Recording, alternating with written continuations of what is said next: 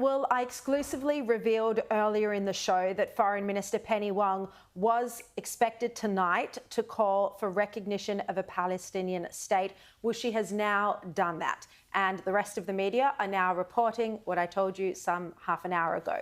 So Penny Wong has said, and I'll read you the quotes. She says the international community is now considering the question of Palestinian statehood as a way of building momentum towards a two-state solution. She says the simple truth is that a secure and prosperous future for both Israelis and Palestinians will only come with a two-state solution, recognition of each other's right to exist. She says that if there is international recognition of a Palestinian state, that it will put pressure on Israel and the Palestinians to then do the same. So Foreign Minister Penny Wong, 6 months after the most brutal terror attacks on the Jewish people since the Holocaust, is now, when Hamas, by the way, is still in control of Gaza, Hamas, the terrorist organisation, is now urging the community to recognise a Palestinian state. Now, let's bring in tonight's Political Insiders panel, Liberal Senator Hollie Hughes and Menzies Research Centre Senior Fellow Nick Cater. Now, Hollie, most people support a two-state solution. I certainly do. But obviously not when Hamas is in control. Absolutely not. And this shouldn't be Penny Wong's demand right now in the middle of a war against terrorists, while there are still 134 civilians being held, God knows where, in dark, God-forsaken tunnels by terrorists, including babies and children. I'm not quite sure where the Labor Party get off deciding that they're going to be the purveyors of what foreign policy should be for the rest of the world and what's saying that Israel should do.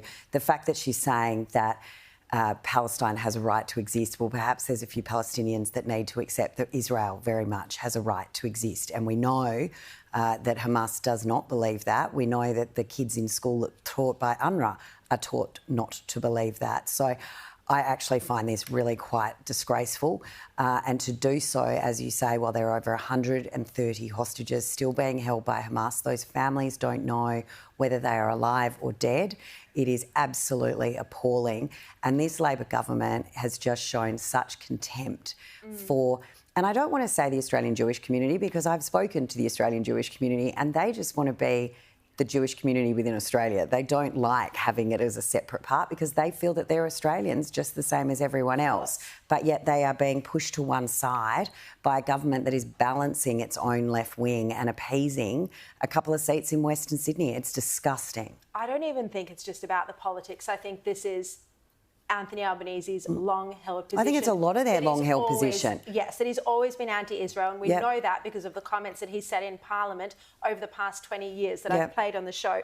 But, what I also can't cop is how Penny Wong just criticises Netanyahu again and again and again. Very controversial politician. A lot of people don't like him. Fine. But the issue is right now, the obstacle to peace is not Netanyahu. The obstacle to peace, Nick Cater, is Hamas. And as Hollie Hughes said just now, as I said at the start of the show earlier tonight, it's not the case that Israelis don't want a two-state solution. It's the case that the Palestinian activists, even here in Australia, are chanting from the river to the sea. It's the case that those who are governing Gaza, Hamas, don't want Israel to even exist. That's why this is an existential war for Israel.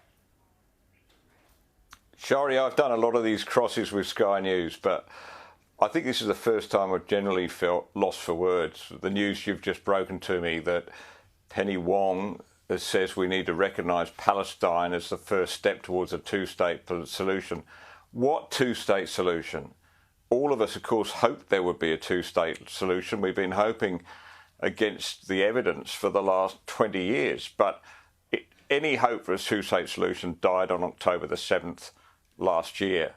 You cannot have a two-state solution unless you've got partners for peace who are prepared to go through the difficult negotiations that would come to establishing two states. And let's not forget, Sharri, that when we talk about Palestine as a state, that's an entirely novel concept. Palestine has never been a state. The Palestinians have never had their own state. Now, if they want statehood, they have to earn it by being respectful of their neighbours, being respectful of their own citizens, and for them to, of course, to declare that they want to see Israel struck off the map. What chance of a two-state solution then? I mean, how can you have a two-state solution when one side says wipe the other off the map? I think I'd like to say this is just naivety on Penny Wong's part, but I really can't believe that she is that naive. This is a terrible, terrible development in Australian foreign policy. No, she's not naive. She's a foreign policy dud, the worst foreign policy minister we've probably ever had.